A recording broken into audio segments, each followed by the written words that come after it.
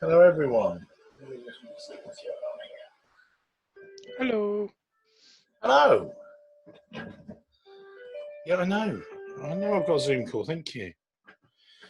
Hey, Ra. I Zoom is playing up, so she's trying to get on.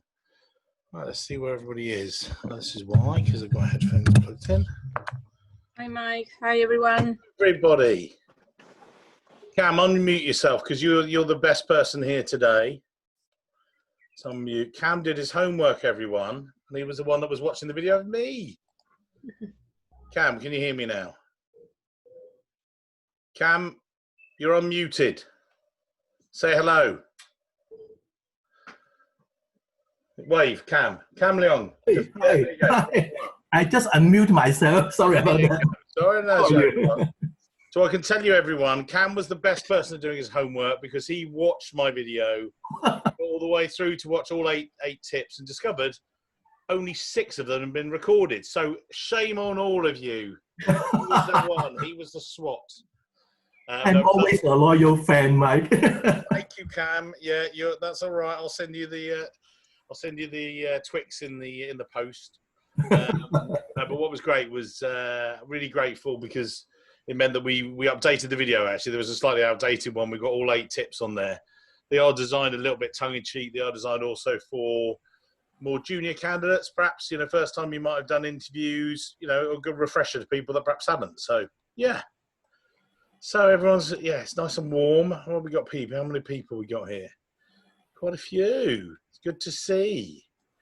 Now, Ava will be joining us shortly. She's having some difficulties, but that's all right. We don't mind. Let's have a look. Let's minimize me. You've still got me there. Carl, you happy? Jenny, Cray, Sagita, Cyrus. Look at this. What a crowd. And even got Fabris smiling for a change. That's good. Yeah, lovely bookshelf. All the books she's never read. One day she will read in lockdown. Right. So, interviews. Well, when Aira eventually gets through her technical difficulties, which is an interesting bit, actually. It's the first one of these. Now, if you've done your homework, great, and had a look at some of the bits, great. If you haven't, don't worry. It was more, again, to sort of prep you guys for the future, really, to think about preparation and everything else. Now, looking around, and I've got a few people here, so we've got a wide range. And Aira, she has appeared as if by magic. Let's co-host her. Hello. Make Sorry. co-host. Let's have a look. Let's move you down there. Yes, I want. Yes. There you go. Where's my speaker view as well? Let's put the chat on there. Chat on the side. So anyone comment as well. I want questions as we go through, and Aira will move those around. Aira, where have you moved to? You suddenly jumped off my screen. There you go. You're there. So chip in as well, so you can look at the chat bar and everything else. Yeah. So we spoke earlier, didn't we, Aira, about this today. Let's crack on into it. What we were saying about interviews. What was the first thing we were sort of jumping into? Because we looked at interviewees. Yeah. We wanted 3 sections, didn't we? So we're going to go on about if you're being interviewed yourselves, if you're being an interviewer, so you might be interviewing someone. And then there's a whole new thing. A couple of you might have heard of it called Zoom and Skype and virtual interviewing are some of the we've got a couple of really good ones. I like Francesco's. He's got a nice virtual background, quite plain, focusing on himself and things like that.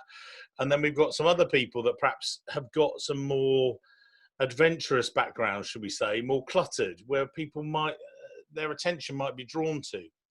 And we'll go into those and talk about some of the things you might want to think about before you do jump into some of these calls. I noticed a few people as well. So, for instance, at the moment, I've got a front light. That's the front light off. Yeah, looking a bit more Darth Vader-like and everything else.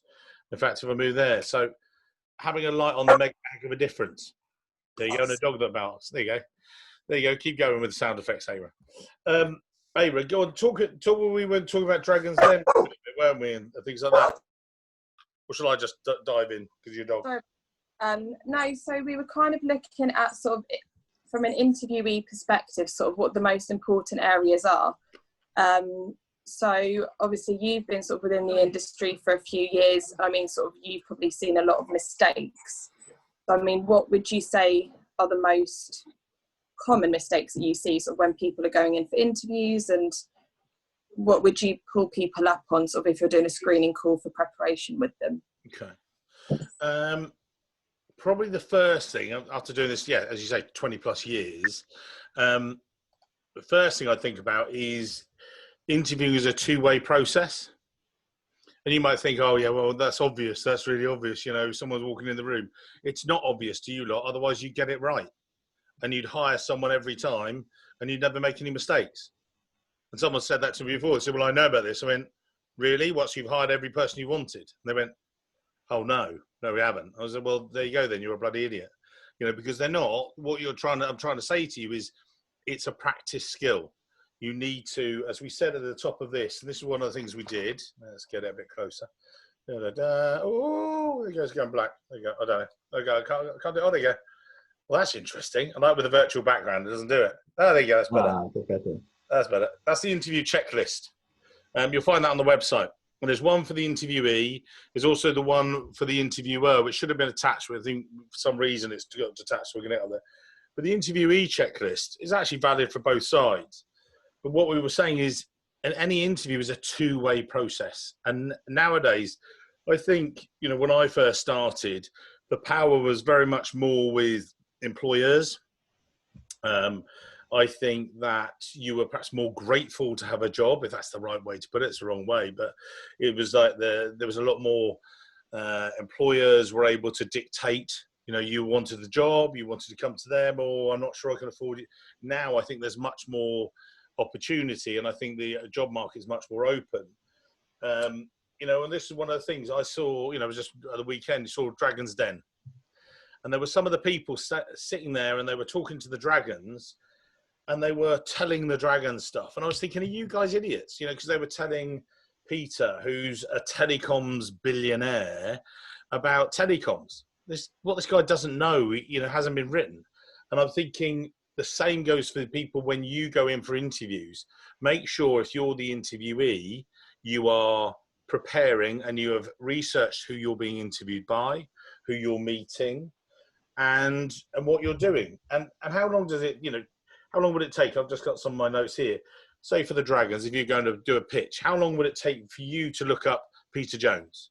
How long for, you know, for what's the lady, the blonde-haired lady in the middle, Rebecca, whatever her name is? You know, 2 minutes research on her. You know, she used to run holiday camps, but done this. You know, so basically 2 minutes, because this, and the same goes for if you're going for an interview. The flip side goes if you're interviewing someone, you're the interviewer. You can look at their LinkedIn profile. There's a lot more information about them. You can look at their social media profile. You can jump in there quite quickly and easily. And that was the first bit. And that was just the thing we said on here, prepare. Yeah. It was, you know, quiz time, wasn't it, Ira? You know, that's one of the things we said. Yeah, it was sort of, I think when it comes to quiz time, it's preparing questions you have. So if you want to ask a question that you have in your head, rehearse it. Don't be sort of going, just have it rehearsed so it comes off the tongue naturally so that you seem prepared, but make it interesting. Don't make it sort of a question they probably get asked every single day at every single interview. Really delve into their background of the company or even of the person interviewing you in your preparation so that the questions you do have really spark their interest and make them remember you rather than just make them think, oh yeah, I heard this question before, let me just give the same boring answer I'd give to everyone. It's a bit more of an actual answer you'll get. So I was interviewing yesterday for one of my clients. One of the keys things we talked about rehearsing questions with a friend of yours, and they might be outside of Treasury, and they're likely to be outside. You know, even if perhaps if it's a colleague, it'd be great if you could, but make it an interesting question. We had this interview with a question yesterday with this guy rather, and he was a nice guy, and I was enjoying the interview. And then we got to what questions do you have, and he was also being asked. You know, you say you're a good mentor to people and you do this and you do that. And it was like, yeah. It said, well, demonstrate it to us. And then literally, you know, and a little bit of prop work here. He literally read an answer That's right. Off the back of a cornflake packet. And it was, I don't know, wow, look at that, the virtual background won't work. Get it really close. I don't know what's going on. It's disappeared. There you go, cornflake packet. Well, that doesn't work very well. Sorry, it's the orangeness, guys. But the point was, it was exactly the same. It was just like it was just like, the trouble is they all taste too good. Crunchy nut, peanut butter. It was so, it was the opposite end of the spectrum. It was just boring. And he said, well, I treat others as I'd like to be treated and stuff like that. I was like, okay, so how do you get the best out of people? Is there anything you do differently? And you just wanted, and it got to the end of it, you were thinking, no, there's nothing you do differently. It was just like horrendous. There was no standout. And actually it was quite disappointing because we'd had quite, the flow of the interview was going quite nice. And then it suddenly just dropped off a cliff and all the energy went out of it and stuff like that. Mike, we've had a question from Dish, and he's asked, can we look at candidate profiles on social media in the US? The HR teams advise us not to do so since they fear what we read about the candidate might prejudice our view and open us up for litigation. Correct. Is that the right? Well, the question is it's actually a two-part sentence if people look in the chat bar. Can we look at candidate profiles on social media? Well, the answer is yes, you can. Because it's social, and it's actually not social, it's public media in a way. So yes, you can, and everybody on the screen can see it. Everyone can do the research. Anything you put in the public world, when I do the speeches, say, I would be scared now to, be trying to get a job. My kids are trying to get jobs because you look at what you put on social media, it's out there. Not to do so because they fear they read, the canon may prejudice. So yeah, it's going to prejudice your view. Yeah, totally. Yeah, so don't put it out there if you don't want it out there. The thing is, you've got to think about it every day. You've got to be careful. I think the fact is you're going to look at it anyway. And also, and just to put it there, HR advises us not to do so. So you hire that person and they've got outrageous views on social media and you've employed them into your Treasury team. How's that going to work? Yeah, good luck with that. What if they do have extreme views? What if they do believe in a different way of risk taking? They think that actually, that's one of the points is that it's going to be a difficult situation you find yourself in. Okay, let's just go through a few more of the interview questions. Shall we, Ira, move on down? Yes. So interview checklist, dress to impress. Now, Craig, this doesn't mean wearing your best dress. I will wear mine whenever I try, but I try not to. I haven't got the legs for it anymore. But joking aside, we would just, Aaron and I were talking about this. I go to a client meeting. I always wear a tie. Why? Because they might be wearing a tie. How long does it take to take off a tie? Fraction of a second.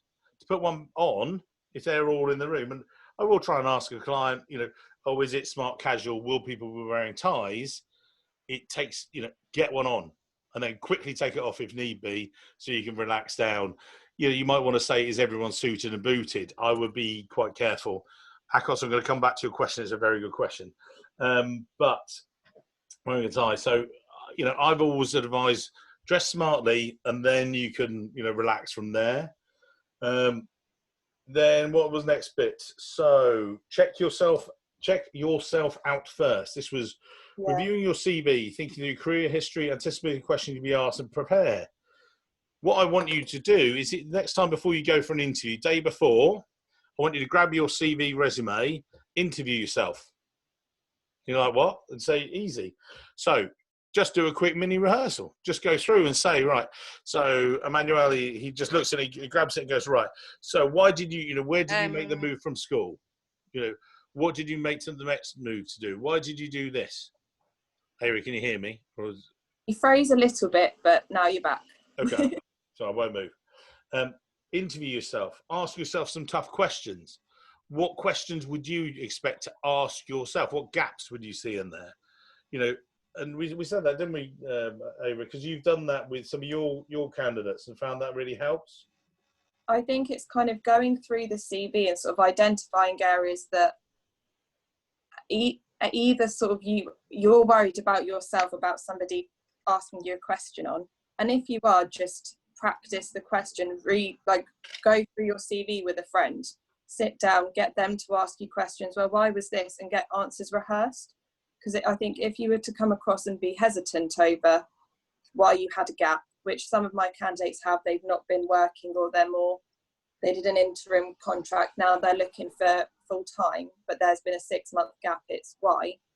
As long as you've got a really good substantial answer to explain that, that's fine, but make sure it's rehearsed and just go through it with somebody as well, just to get that coaching and that familiarity with the questions and your comfortability with it all.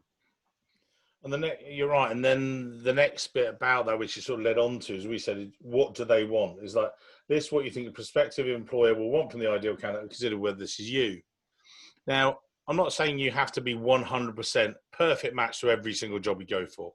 There's got to be a stretch factor. Obviously, there's got to be things you grow into and things. What we were talking more about, and actually we've brainstormed this the past couple of days, is sometimes some of our rivals, we notice they say, oh yeah, you should go for interview practice for a job, just to see if you like it and stuff. And that's terrible advice, because I think it's a waste of your time. Unless you're committed to a role and you do get offered it and you go, actually, no, it's not right.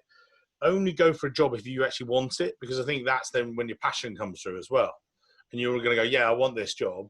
Because otherwise you're wasting the time of that client and that candidate. It's as I said, you don't have to be 100% fit, but you do have to be 100% committed.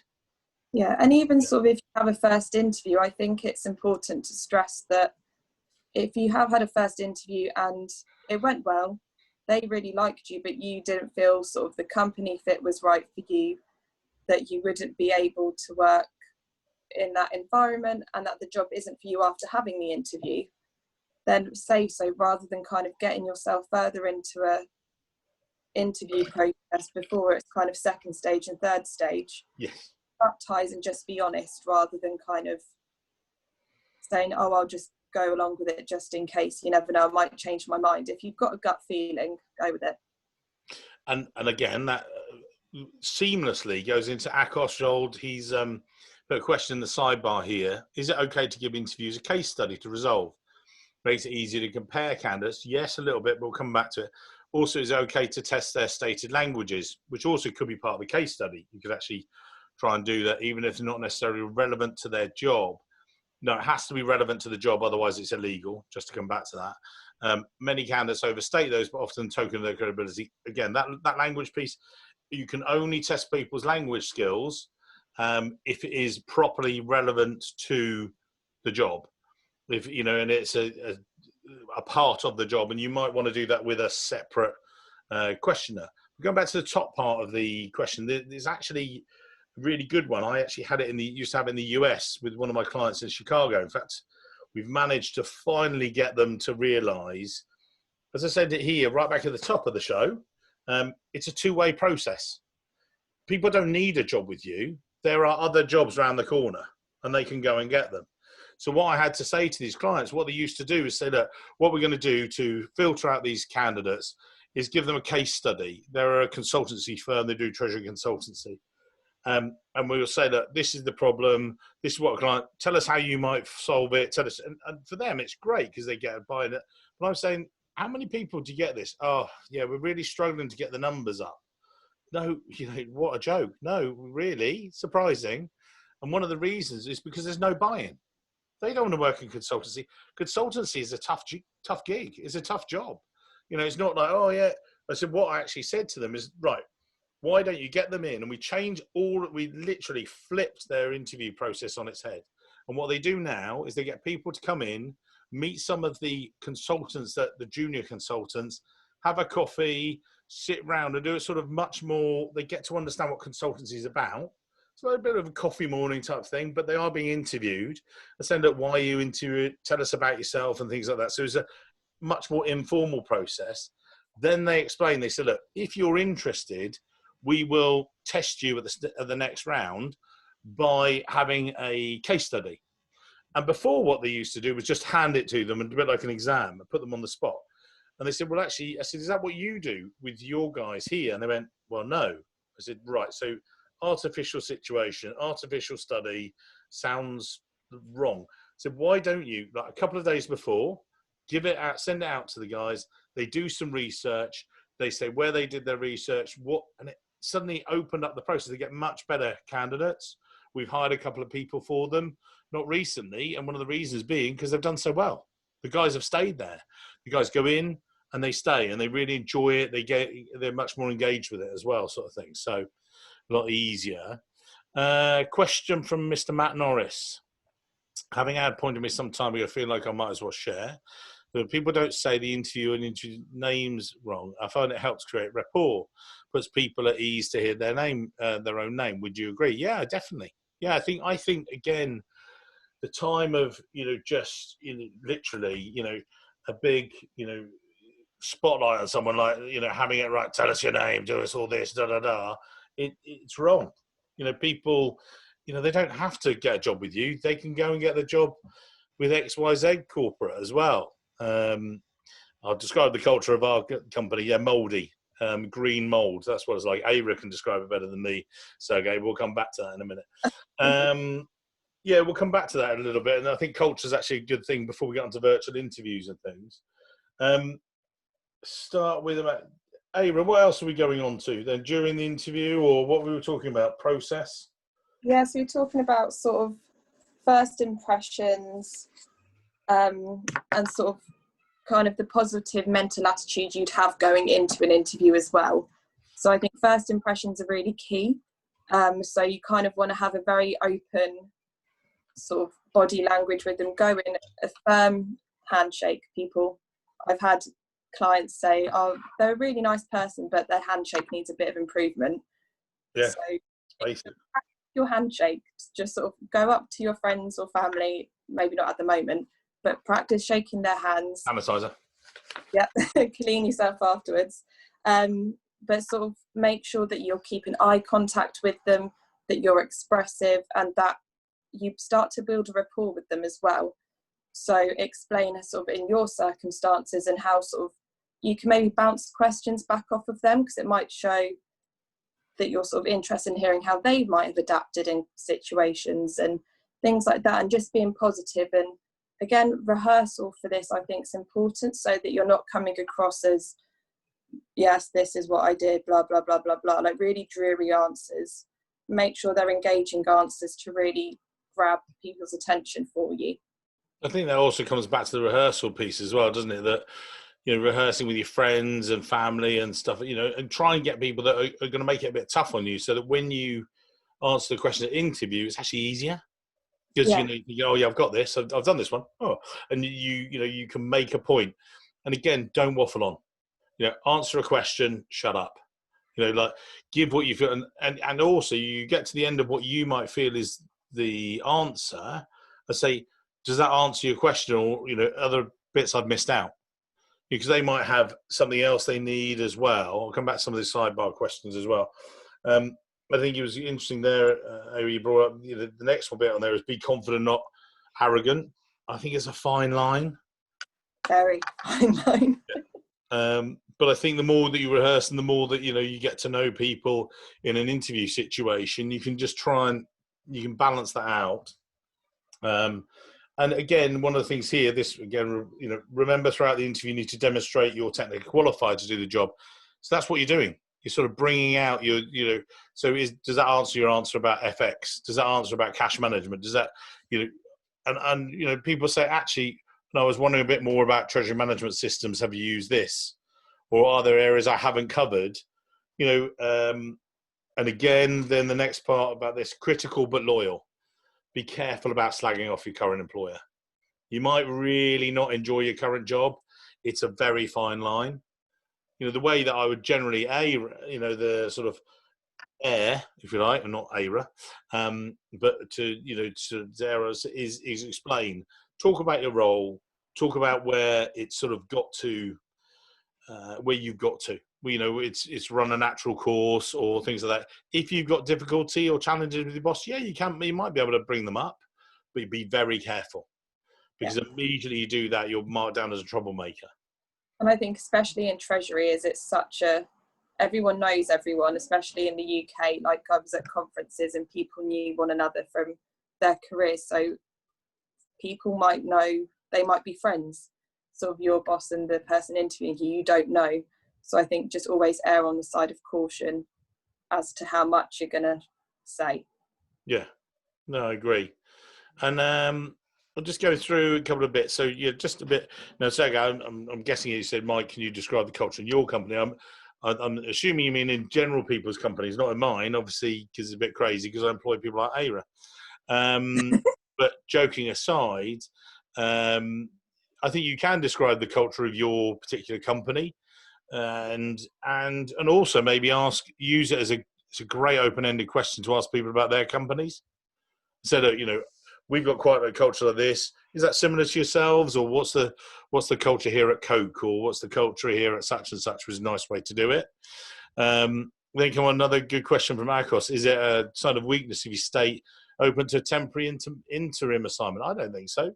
No. I think if it's more, you know, again, couched in the sign. Akos, when you say that, are you talking about just saying that you'd be happy for a temp to perm? And unmute you here. Is that the sort of thing that you're thinking, that you'd be open to a temporary, maybe then into a permanent assignment? Is that what you mean? Personally, I would be open to temporary or interim assignment, and I would be equally interested if I meet a good company to work for them permanently or interim basis. But I don't know, if you mention this interim, whether they will like it. Again, you're going to have to judge it by the company, aren't you? You know, some of them are like, yeah, great. But I would actually say, you know, the way I would perhaps couch it is a positive to them, and say, look, you get a try before you buy. You know, if you're not potentially working or something like that, might be said, look, I come in, you see if we work together well, you see if you're enjoying it, my working style, your working style. And if at the end of 2-3 months we decide that there's not enough work there, or the culture potentially doesn't work for both of us, then we walk away and we finish the assignment. You know, I think it gives them a lot of flexibility as well. So I think, again, it's a judgment call as well. Depends on the role. Yeah. Okay. Is there a lot of psychometric testing? This is Julie Fabris. Nice one. Thank you very much, Fabris. Is there a lot of psychometric testing going on for interviewees? At the more senior level, yes. It is an increasing trend I see. I think it's a good thing. Lots of people go, oh, testing, psychometric. I think it's good if it's used as part of a toolbox, not as the only decision maker. It's like as a part of the compass, as part of the things that you look at in the altogether. It's like, so you've got the opinions of people, you've got psychometric testing. I would also say psychometric testing has to be carried out by one of the top players, not just by, you know, so I've seen it very much more at deputy treasurer and group global treasurer and above. That's where I've seen it much more happening rather than at more junior levels. Do I think it will be, you know, happen at more junior levels? Again, I've not seen it so much. I think it would be a good thing, but it's actually quite expensive. That's one of the other problems.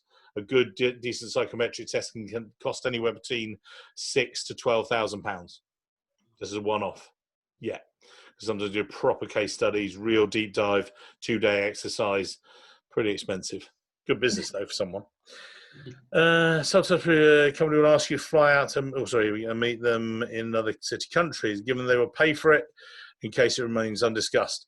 It should always be discussed before if you're ever thinking about going anywhere. Anyway, if you're going to travel for someone, it should always be paid and pre-agreed with the client. That's all here. Cyrus, I'm going to come back to your age discrimination in a moment. I'm going to do, because I want to go on to virtual interviews, because I want to take up all of your evenings. And then we will come back to your question, Cyrus. I won't leave you. So, virtual interviews. Now, let's just have a quick look here. So, we've got all this lot. Then each week you see this. And here we go. So, let's have a quick hide video. So, what you see each week is test your technology. So, let's just go through a couple of bits. Test your technology. Last week, I got into the call quite late. And we laughed about it, Aya and I, afterwards, and Katie. And everyone think, oh, you know, God, that was a bit last minute. It wasn't. I'd actually planned the day before. Last week was a plan B. I had no internet. Most of last week was actually hosted via my phone. And we were using the Wi-Fi internet or the Wi-Fi connection from my phone. Why? Because I prepped it the day before. And that's what you guys need to do. Everyone, we're talking here now about virtual interviews, and Skype interviews, Skype meetings, Zoom calls. You're all doing Zoom calls. I'm sure you're doing them, do one a day as part of your day-to-day things. And you guys are all thinking, oh, yeah, this is good. Oh, is it like an interview? Oh, God, yes. Do you know that all of your colleagues are judging you every second of every day? We did a client meeting last week, and one of the guys, I think he was so embarrassed by his background, he switched it off eventually, because I think he'd had to move because he was, pushed into one of the kids' bedrooms or something like that. There was, Winnie the Pooh up on the wall and everything else, sort of thing. And you guys might think, oh, is that the same? I have a virtual background on here because I want to make sure, get a good impression for some of the videos. So if I go here, choose virtual background. So if I just do here, boom, choose video background settings. Yeah, this isn't it. Look, what a mess. There you go. This is a lot of it. Whee! That's what it. Oh, no, sorry. There you go. You don't have to. You can choose virtual backgrounds. You can make sure that you choose how people think about you. So minimize distractions. That's why we have the background. Ava, what were the other things we were talking about? Body language. Oh, they post-its, weren't we?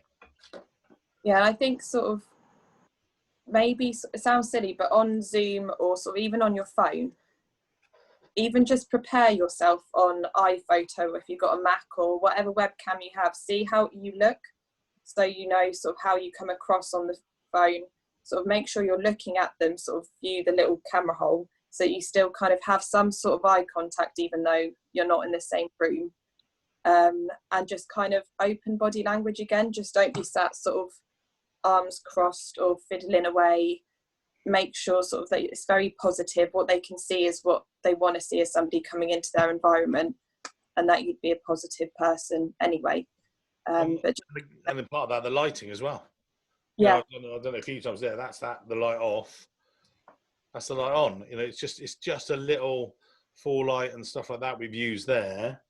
One of the other things, when you are being interviewed, it is an interview.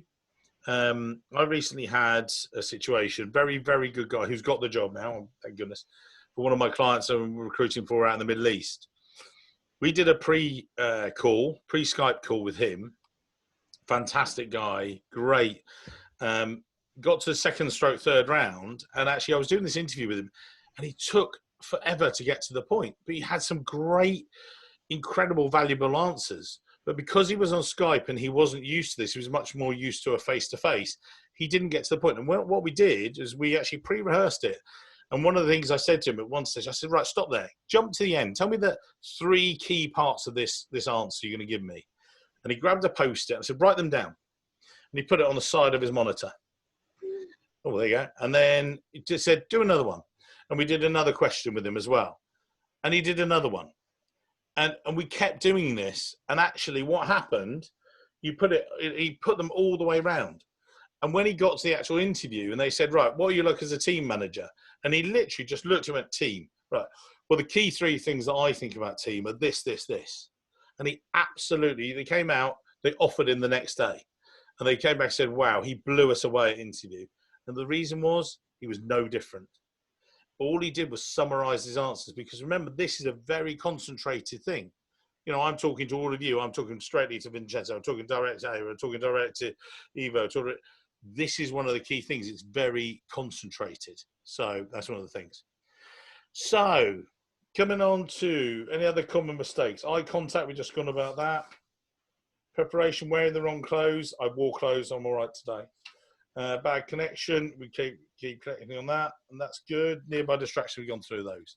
So next week, I'm just going to answer the last questions on the sidebar. But next week, we're on to your, Treasury strategy. Now, it might be you're not looking for a job now, but it might look you're looking for the future, how you're building up your resume, things you need to miss out on, things you need to think and keep on thinking about doing. But let's just go through a few of the final bits here. Sigita and Cyrus. So, some of us are slightly older. Age discrimination is legal, is prevalent, and the spirit of abuse negative. It'll be said in an interview to address this. Is there something you said? Well, you're never going to get away. You are what you are. You're of an age and things like that. I think the biggest challenge when I sometimes get candidates applying for jobs and they say, "Oh, we will put people forward, whether if they're the right person, their skills and experience are the same." I said in previous weeks, sometimes I'll get 55, 60-year-olds applying for roles who, I know can do the job in their sleep. And the issue is, I put them forward to a client and they say, "Oh, I think they can do the job in their sleep." And that's the issue, because they go, they say, well, no, they still see it as a stretch factor or something they want to do. And as Sagita says there, it's not illegal in Switzerland, and it is something that people struggle with. I think, what we try and do is explain to people, look, this is someone that you can put into the role and know that they will literally be able to do the job. Not standing on their head, but actually what else can you get out of them? And what else can you use? And actually, is there more that they could do? You still get the same person, but again, it's very difficult to work people for over 60s. Again, that's because some people, particularly at the more senior levels and things like that, but some of our clients actually do see it as a positive thing. They do see it that actually people can come in and take it further forward, and you're paying the same amount of money. You're continuing to pay and getting someone who's really strong at what they do. So that's really good. Ira, anything else for today? No, I think sort of the main things that we spoke about when you were brainstorming is how many times preparing and rehearsal came up in terms of getting an interview ready. And I think that's even the case for the person interviewing. So if you are the interviewer, prepare the questions you want to ask them and kind of take time to maybe personalize the questions. So go through the candidate's CV, look at the areas you find that are more targeted to them. And I think it's just all preparation, and you'll be fine. Yeah, and I think you as a candidate and you as a client, I think, the other bits that we talked about, and again, right at the head of the show, it's a two-way process. I think that's the major thing I've seen change over 20 years. That that when I first started, it was you got a yes sir, no sir when you go in the door and do this. Now I have I say to clients, by the way, I'm doing some work. You might have seen, you guys have seen, we're doing a load of assignments with Angling Water. Anyone wants to be a Treasury controller in Cambridge is a brilliant job. Come on, come all. But one of the things I love about Jane, who's the treasurer there, she's a fantastic individual. She knows it's a two-way process. She says, Mike, I know that if we're not flexible on flexible working, if we don't do this, if we don't offer this, if we don't do this, it comes down to some of this perhaps is age stuff as well. If we're not flexible enough, these people won't join us, and I'll have an empty desk, and we've got to do this job. What impresses me every time when I speak to her, she said, well, we'll be flexible to them, because otherwise we won't fill the jobs. And you find that with the job you're recruiting for as well, don't you, Ira? So yeah, it's clients like that we need more of. Absolutely. And I think it's kind of, if you want to get the best person in, you are going to have to be flexible, and clients that understand that they make life a bit easier for a recruiter. For themselves, and because otherwise they'll just still have that job description. Still, we see on LinkedIn, we've been looking for this for ages and ages. Well, you've got that, but there's a reason for it, funny enough. Yeah. So, right, guys, till next week. Again, a very good week, and then it's more the Treasury strategy for the future. Woohoo! Love to see a big wave, big hands. Thank you. Thank you. Oh, look at that! What a happy bunch. Very much. It is. Thank you. Bye. Thank you.